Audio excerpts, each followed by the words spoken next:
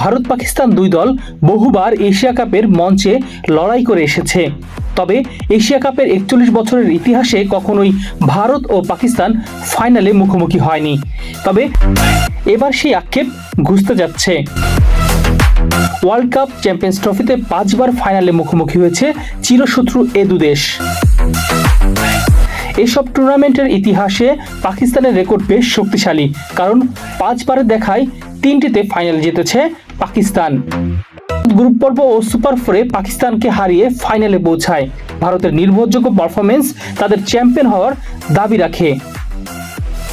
অন্যদিকে পাকিস্তানের সাম্প্রতিক ব্যাটিং পারফরমেন্সে চাপের মুখে রয়েছে দলটি, তবে তাদের বোলিং ইউনিট দুর্দান্ত ফর্মে রয়েছে। ভারত এগিয়ে থাকবে, কারণ তারা এবার এশিয়া কাপে পাকিস্তানকে 2 বার হারিয়েছে। কিন্তু পাকিস্তান যদি পেসাররা ভারতীয় ব্যাটিংকে ধাক্কা দিতে পারে, তাহলে তারা ম্যাচের মোড় ঘুরিয়ে দিতে পারে।